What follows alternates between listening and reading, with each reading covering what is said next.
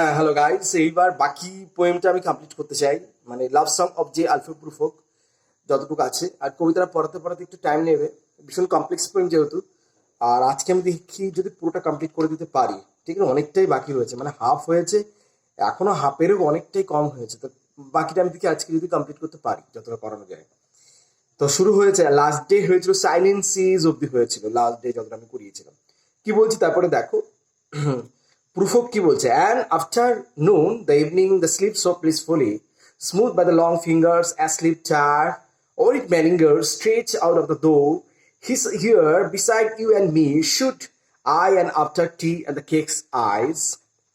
Having the strain to force the moment to its crisis, but though I have waved and fasted, waved and prayed, though I have seen my hate grown slightly bold, brought up on a platter, I am no prophet, and here is no great matter.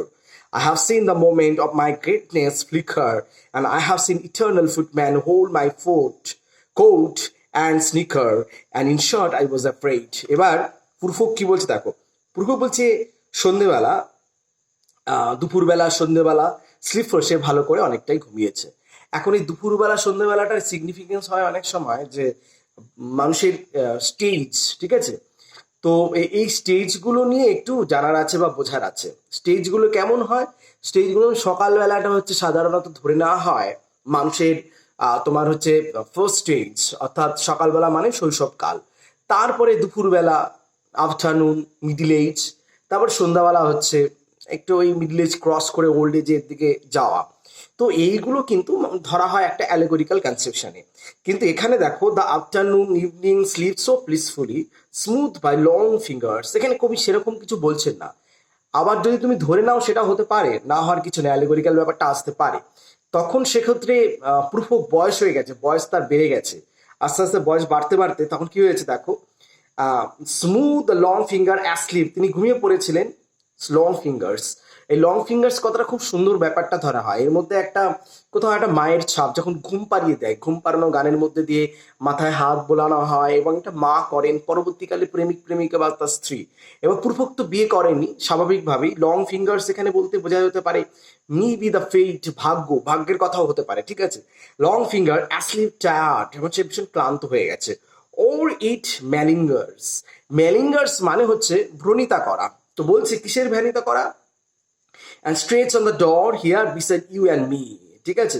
তো afternoon slip slow blissfully বলার পর smooth by the long finger sleep or with malingers, মানে হয়তোবা ঘুমিয়ে আছে। ইট ম্যালিঙ্গার্স, মানে ইট কেন বলা হচ্ছে, ইট বলতে কাকে বোঝাচ্ছে এখানে কবি কিন্তু স্পষ্ট নয়। সে পিসফুলি ঘুমানোর পর ঘুমোচ্ছে, অথবা কবি বলছেন যে অথবা এটা হতে পারে ঘুম নেই কিছু, ঠিক আছে, সে ঘুমোচ্ছে, ঘুমানোর ভান করছে। And stretch on the floor, এবং সে দরজার সামনে কি করেছে, স্ট্রেচ করে দিয়েছে। Here beside you and me, তোমার beside you and me eyes, এবং হিয়ার বিসাইড ইউ অ্যান্ড, তোমার এবং আমার পাশে। এবার এই প্রসঙ্গে একটু বলে রাখি, এখানে কবি তাহলে ঘুমোচ্ছে কি, এখানে কবি একটা কোথাও না কোথাও এই যে বলছে ম্যালিঙ্গার্স কথাটা কানেক্টেড টু ভীষণ বিড়ালের সঙ্গে ধরা হয়। তো কবি একটা ইমেজ এখানে, তাহলে এখানে ইমেজ অফ ক্যাট, ঠিক আছে। তো ইমেজ অফ ক্যাটের এখানে কিভাবে আনলো, ইট ইট ম্যালিঙ্গার্স, কেন, হয়তো বিড়ালটি ঘুমিয়েছিল, এই যে পিস টায়ার্ড হয়ে ঘুমিয়েছিল, তো ঘুম পাড়ার ভান করছিল। এখানে প্রুফক কি নিজে নিজে কি ঘুমিয়েছিল তা নয়, এখানে হয়তো একটি বিড়াল বা কোনো একটি পশু যে নাকি ঘুমোচ্ছিল, অথবা এটা হতে পারে ঘুমানোর ভান করছিল।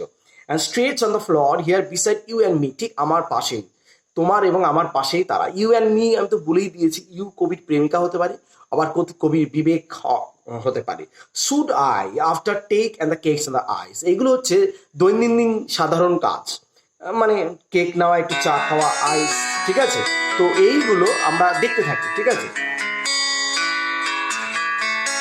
তো তারপরে আমরা যেটা দেখছিলাম সেটা হচ্ছে কি, and here the beside you and me should I after tea and the cakes and the ice and have the strength to force the moment the crisis, but though I have wept and fasted, এবং তারপরে কি, চা এবং খাওয়ার পর একটু চা খেলাম, একটু কেক নিলাম, একটু বরফ, ওই বরফ আর চা নেওয়ার মানে আমার মানে অনেক সময় কোল্ড টি খায় তো অনেকে, সেইটা, এটা একটা সাধারণত ইংল্যান্ডের একটা বিশেষ কাজ হতে পারে।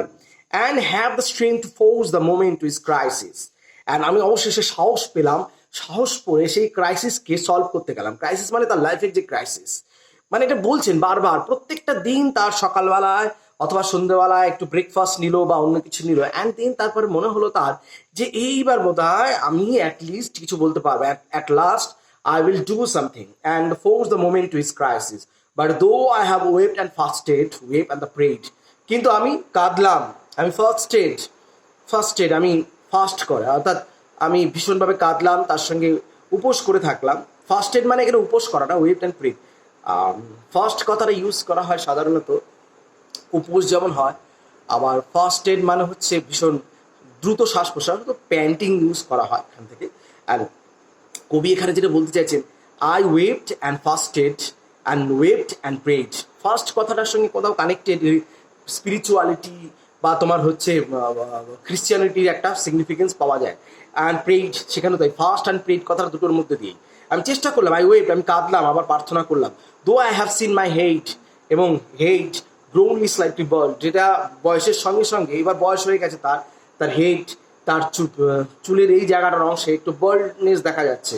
অ্যান্ড ব্রট আপন ইট প্ল্যাটার, এখন আমি বারবার বলছি বার্ডনেস হচ্ছে, তার মানে কি তার বয়স হয়ে গেছে?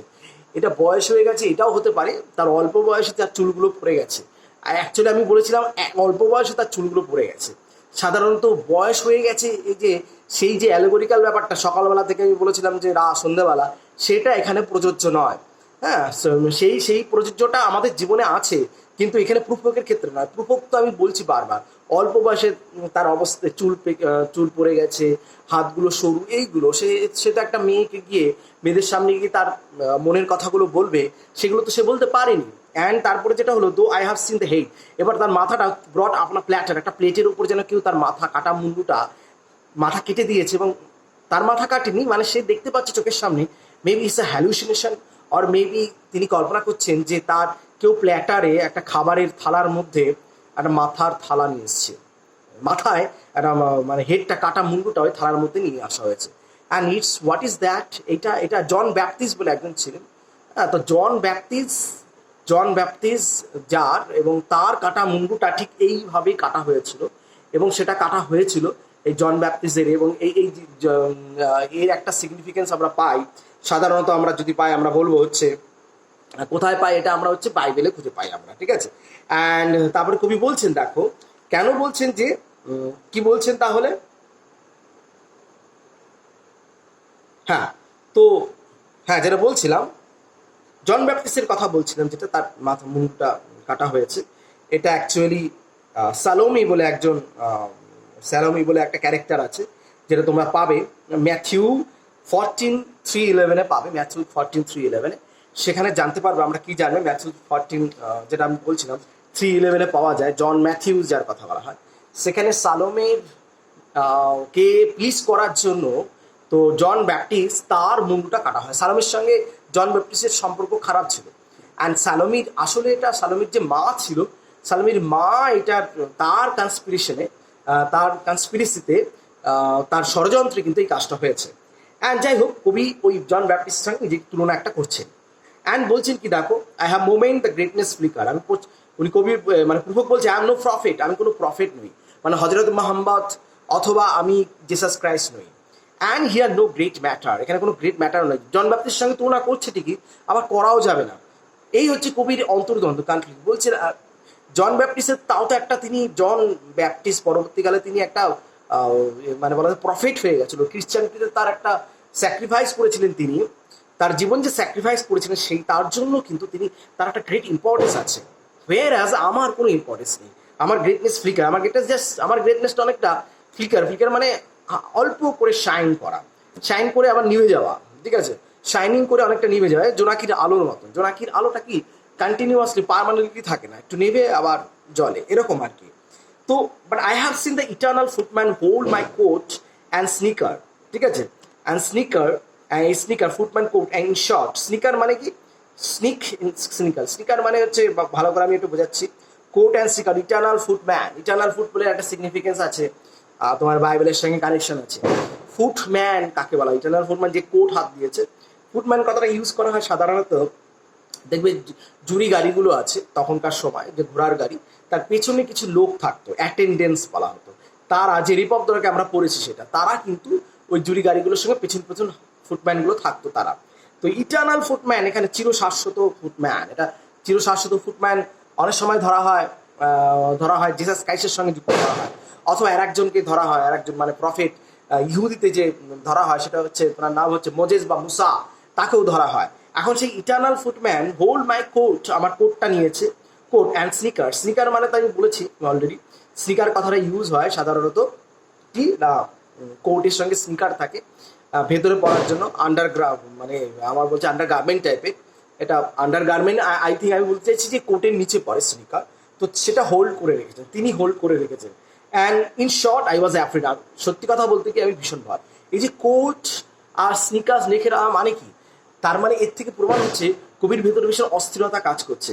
তিনি আরো ভালো করে বললে তিনি কনফ্লিক্টে ভুগছেন, he is suffering from conflict, not only conflict but also indecision. And in indecision, for the first time he has a certain passion and the desire to do something, but what happened, the passion and desire have been eroded, or they have been prevented by whom, some obstacles of what, obstacle of indecision. That is the indecision growing in Prufok throughout the days, and he cannot materialize these indecisions into reality. And এই সমস্যাটা হচ্ছে সিদ্ধান্তহীনতায় সে ভুগতে তার সে কিছুতেই কাজ করতে পারছে না। ইটার্নাল ফুটম্যান, তার কোট আর স্নিকারটা নিয়ে নেওয়া মানে, একটা কোট আর স্নিকার নিয়ে নেওয়া মানে সে তো আর কোনো কাজ করতে পারবে না, তাকে স্টপ করে দেওয়া হচ্ছে। হ্যাঁ, সে একটা কথা, যে কিছু বলতে যাচ্ছে, বলার একটা প্যাশন পেয়েছে, অমনি তাকে কেউ বাধা দিয়ে দিয়েছে, ভেতরে সে বাধা পাচ্ছে। And would it have been worth it after all, after the cups, marmalade and the tea, among the porcelain, among the talk of you and me, would it have been worthwhile to have beaten up a matter with a smile, to have squeezed the universe into a ball, to roll it toward the some overwhelming questions? And would it have been worth it after all, after the cups, marmalade and the tea? এখন এই যে আবার সেই দৈনন্দিন কাজ, প্রত্যেক দিন দৈনন্দিন একটা সামান্য, উনি বলছেন তারপর কাপস, মার্মেলেড এক ধরনের খাবার, নানা রকম কাপের মধ্যে চা রয়েছে, এমন তো পোর্সেলেন মানে হচ্ছে তোমার চিনার মাটি টাইপের, ঠিক আছে, চিনি মাটি, তার মধ্যে কিছু খাবার টাবার রয়েছে। উনি সকালবেলায় যে ব্রেকফাস্টের কথা বলছেন, কারণ কবি বারবার ব্রেকফাস্টের কথা বলছেন এই কারণেই, আমরা কি করি সেটা হচ্ছে, আমরা যেটা করি সেটা হলো সাধারণভাবে দীপক, আমরা যেটা করি সেটা সাধারণভাবে দেখা যায় কি হয় যে সবসময় আমরা সকালবেলায় কোনো একটা, রাতের বেলা অনেকক্ষণ ভাবতে সকালবেলায় সিদ্ধান্ত নিই। কবি বারবার কেন সকালবেলায় ব্রেকফাস্টের কথা বলছেন, একটু চা খাবো, একটু ব্রেকফাস্ট নেবো, ভেতরে এনার্জি আসবে, এবার একটা কিছু কাজ করতে হবে, কেন বারবার সকালবেলার কথাটা এইভাবেই বলা হয়ে থাকে। আমরা রাতের বেলা অনেক কথা ভাবি এবং তারপরে সকালবেলায় সেটাকে ম্যাটেরিয়ালাইজ করতে চাই। কিন্তু সত্যি কথা বলতে কিন্তু অনেক প্রুফকই কিন্তু আমাদের মধ্যে রয়েছে।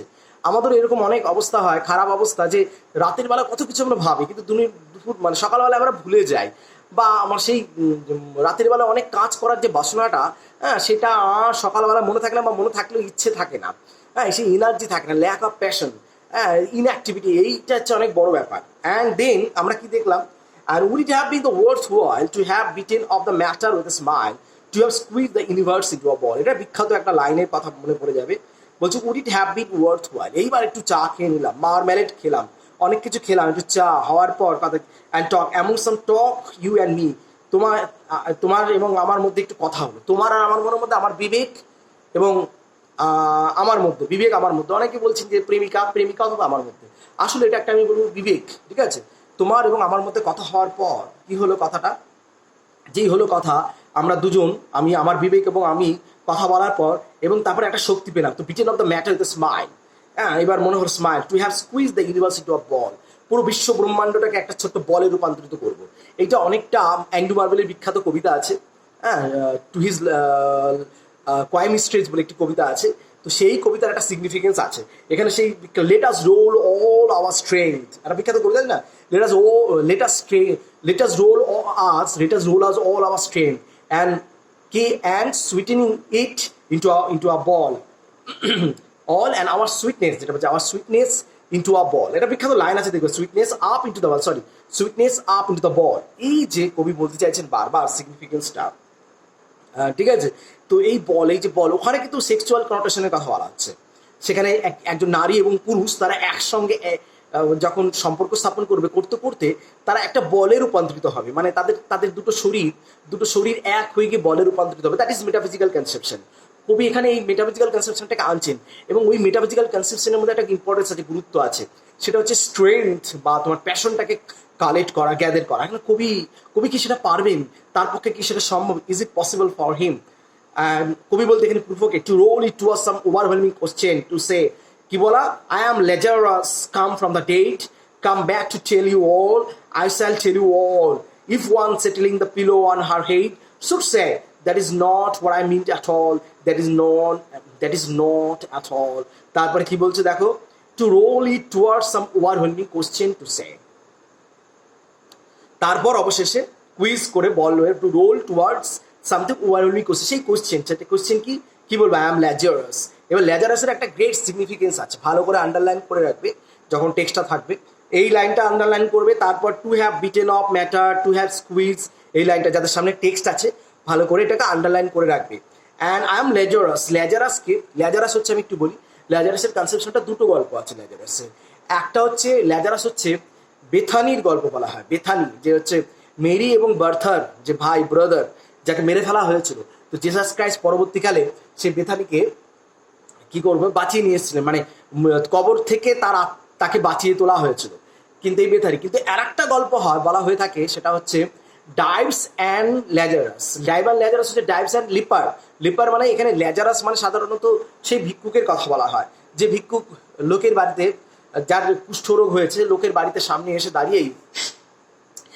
দাঁড়িয়ে সে কি করে, ভিক্ষে করে, মানে একদম সকালবেলা এসে। কিন্তু কোনো লোক যদি এই কুষ্ঠরোগের রোগীকে দেখে ফেলে তাহলে সে তার অমঙ্গল হয়, এটা সকালবেলার প্রথমে যদি দেখা হয়, এটা কনসেপশনটা রয়েছে। তাই এখন কবি দুটো গল্পকে এক করার চেষ্টা করছে। আই অ্যাম লেজারাস, প্রথম লেজারাসটা তো তাকে মানে কবিও যেন মনে হচ্ছে সেও যেন মারা গেছে, সেও যেন ডেড হয়ে গেছে, তার সত্তারাও যেন ডেড হয়ে গেছে। এখন তাকে আবার নতুন করে বাঁচানোর চেষ্টা করছে, রেজারেকশন করার চেষ্টা হচ্ছে, জিসাস ক্রাইস্ট করছে। কিন্তু মুশকিল হচ্ছে কবি আর একটা লেজারাসের কথা বলছে, যে গল্পের কথা বলছে, সে লেজারাস আবার প্যারালাইজ। তো প্যারালাইজ যে ব্যক্তি, তাকে তো আর রেজারেক্ট করা যাবে না, কারণ সে ইনঅ্যাক্টিভ। তো কবি পড়ে গেছেন এখানে ধন্দে। তো এই লেজারাসের মধ্যে দিয়ে কবির দুখানা জিনিস বোঝা যাচ্ছে, একটা হচ্ছে প্যাশন আর একটা হচ্ছে ইনডিসিশন। এই দুটো আবার সেই প্যাশন আর ইনডিসিশনের মাঝখানে তিনি আটকে পড়েছেন। অ্যান্ড বলতে বলছে, shall tell you if one settling pillow by her head, কিন্তু একজন যদি কেউ, কোনো একজন মেয়ে, ওখানকার মেয়ে যদি এসে বলে, কি বলে, one spitting on the pillow head should say, বলে that is not what I mean at all, না আমি এটা মানে করতে চাইনি, দ্যাটস নট অ্যাট অল, এটা আমি করতে চাইনি। ভাবো, এইখানে কিন্তু কবি প্রুফকের কাজ শেষ। কবি প্রুফক এতক্ষণ ধরে যেটা ভাবছে, সেই ভাবনাটা, এবং বলছেন, মানে সে কিছু বলতে যাবে, বলার আগেই কিন্তু আমরা একটু দেখছি কি, আমরা কি দেখছি, বলার পর আগেই দেখতে পাচ্ছি যে কবি কিছু বলার আগেই কেউ একজন বলে দিচ্ছে তার সামনে, কোনো একটু ওই মেয়েদের মধ্যে কোনো একজন, যে না আমি এরকম কিছু চাইনি এসেট্রা। তো কবির ভেতরে সেই অন্তর্দ্বন্দ্বে তিনি ভুগছেন, তিনি ভাবছেন আদৌ কি তার ভেতরে যে মনের কথাটা, সে কি মেয়েগুলোর সামনে বলতে পারবে? তার হয়তো বা কোনো একটি মেয়েকে সে পছন্দ করে, তাকে কি বলতে পারবে? বোধহয় কি কোনোদিন আর হবে বলা?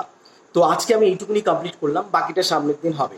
তো আমি ভেবেছিলাম আজকে কমপ্লিট করবো, কিন্তু হলো না শেষ। তার কারণ এটা শেষ হওয়া সম্ভব নয়, প্রচুর ইনার মিনিং আছে কবিতাতে, এবং যার ফলে কমপ্লেক্স পোয়েম অলরেডি আমি প্রথম দিকেই বলছিলাম, তো একটু সময় নেবে। ঠিক আছে, আজকে এইটুকুনি হলো।